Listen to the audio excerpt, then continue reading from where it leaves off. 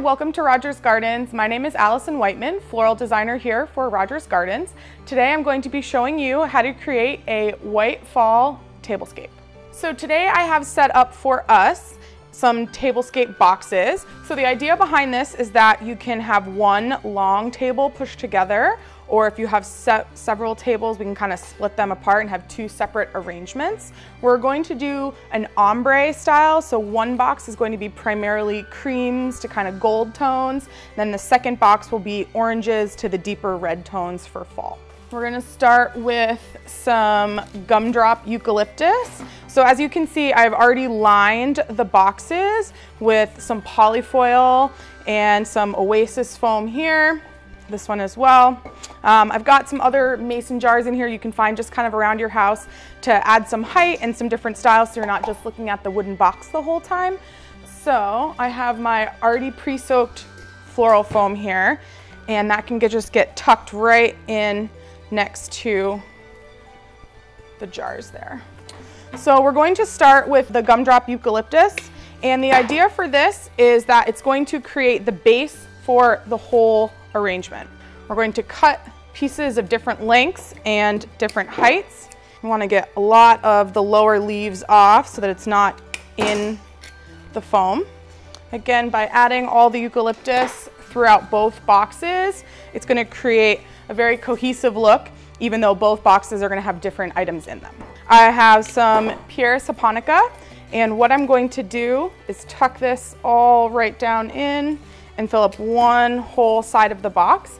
So it's gonna start our ombre look, and it's also going to create a grouped looking pattern that we're gonna continue throughout both boxes. Again, make sure that you're putting them down really into that oasis.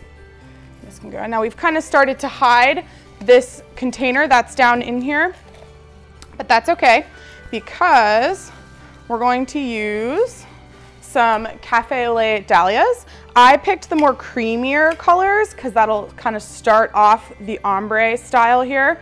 And I've clustered them together in a group of 3, and we're just gonna kind of let them hang out in there. We're going to use some antique, more kind of peachy colored roses, and they're gonna start our next color for the ombre. We have these taller vases here. What we're gonna do with them is you always wanna make sure that your centerpiece is kind of like arm height. You don't wanna go any higher. So we're gonna really cut down these pieces of pampas grass. And we're gonna split them up into 2. You can kind of fold back the plume here, make a little cut, and then strip off any of the bottom parts that are gonna go in the water. And as we keep going, you'll see that we're using the same kind of feathery texture throughout both pieces. So even though a flower isn't exactly the same, it can trend through in the feeling by using different things that look kind of similar. So we're gonna add a little bit more of the Pieris over here. Again, you can shape the floral foam so that it really sits tight with those containers that you have in there, the other little mason jars. This is broomcorn, so again, another fall texture. We're gonna toss that in there. So that's gonna be our first fall box. Again, we're going from cream to kind of the darker orangey colors. So now we're going to focus on our second box here. So we're gonna start with a little bit of the spray roses on the same side so that if you were going to push them together, you would still trend the colors from each box. Okay, now we're gonna start getting into some of our more orangey tones. So I have some wheat celosia. Again, it kind of mimics the pampas grass and the broomcorn. And we are going to make a cluster of those. And I'm gonna do a little bit of the broomcorn as well. Okay, so that kind of fills out that side.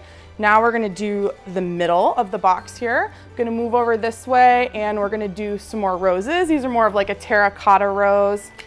They kind of have some junky outer petals, so just make sure you're peeling those off. If there's any thorns. So So now we're starting to get into our deeper, really fall tones.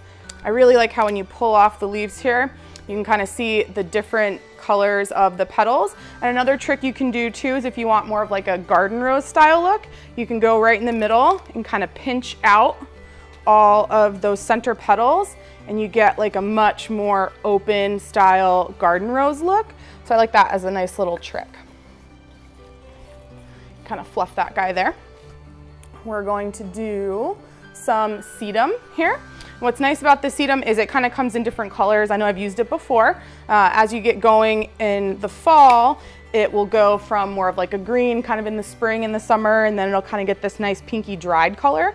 Then we'll do a little bit more of the broom corn on this side as well. Really make sure that comes sticking far out. That way if you have a really, really long table, it can extend it out. And we're gonna kind of slide this back over this way.